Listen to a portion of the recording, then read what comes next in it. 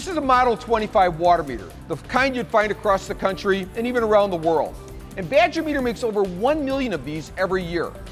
It seems pretty simple, a brass body, a plastic register, but there's a great deal of workmanship and engineering that goes into making this into a high precision flow measurement device. This meter takes an incredible journey from raw material to finished goods. I think you'd be amazed to see this process. So come with me and let's take a look.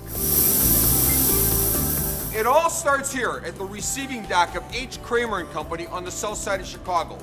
They collect scrap brass from all over, copper, tin, zinc, and they melt it down to make this the most recognizable part of our water meter, the brass body. You can see what they've got here. They melt down old candlesticks, water meters, car radiators, even musical instruments, all to make this water meter.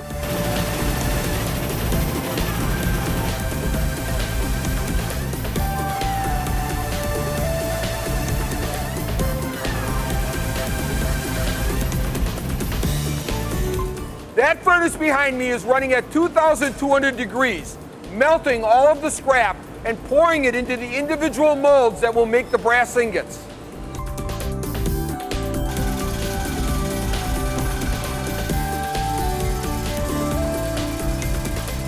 So that's it. We now have a finished ingot, which gets put into a pallet, shipped off to Fall River Foundry for the next step in the process.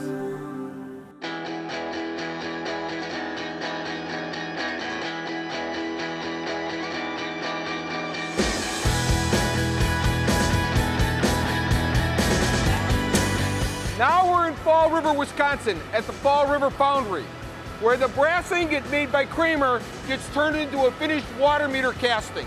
And it all starts in this 2,500 degree furnace.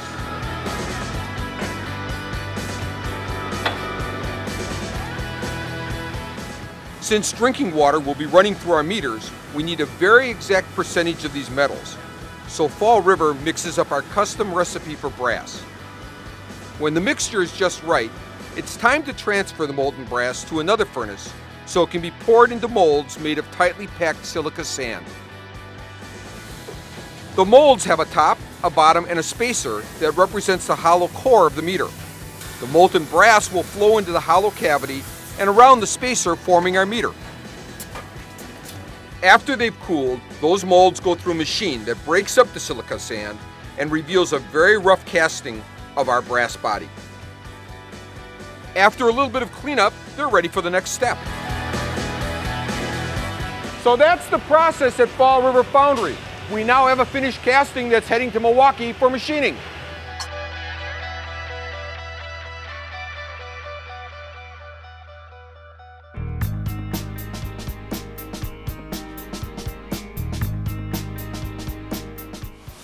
And now we're on the south side of Milwaukee at Fall River Manufacturing, where in a highly automated process, they'll take this rough casting and turn it into a finished machine casting ready to be made into a water meter.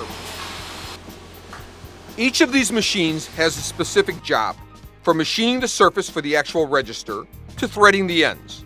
They drill and tap for the bottom bolts and even perform a leak test to ensure they are 100% defect-free. This finished casting is ready to have the critical measuring element installed. Let's go up to Milwaukee and see how those measuring elements are made. This assembly is what makes our meters the most accurate and dependable meters in the market. I know it looks simple, but this disc and housing are built to unbelievably precise specifications. So how does it work? Well, as water runs through the meter, the disc nutates. Yes, I said nutates. It is a word. Essentially, the water flowing through the meter makes the disc spin. The disc turns a magnet housed inside the brass body. Another magnet is located inside the register. That magnet is a polar opposite, so as the magnet inside the brass body turns, so does the magnet inside the register. This allows the meter to measure the flow of water.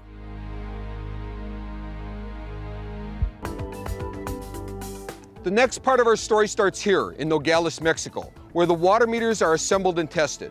Registers like this are also manufactured here, as well as the radios that transmit the flow data. Eventually, all of these components are assembled into the finished water meter. Here in Nogales, there are three key functions. One is to assemble the critical measuring element, place it inside the meter, close it up, and check its accuracy with a flow test. Second, in the injection molding area, we produce the plastic gears and other components that are assembled into the water meter register. We also manufacture the plastic housing that contains the radio that transmits the flow data.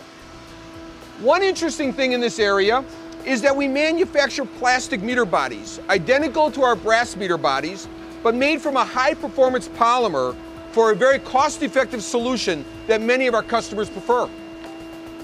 Once all the pieces have been molded, we're ready for assembly. These ladies carefully place the gears into each register, along with the familiar number wheel.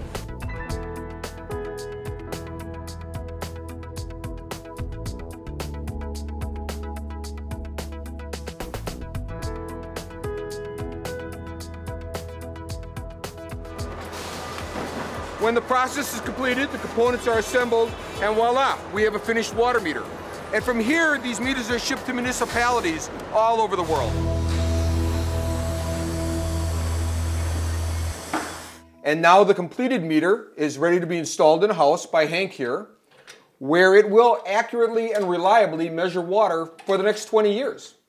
So Hank, what are you going to do for the next 20 years?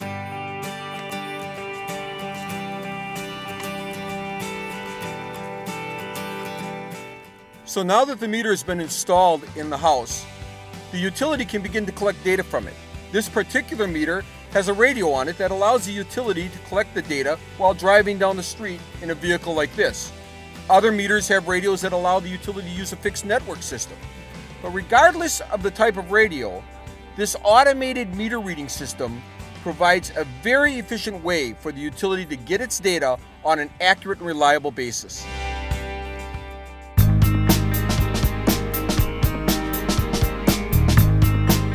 So that's the story of the Model 25 water meter.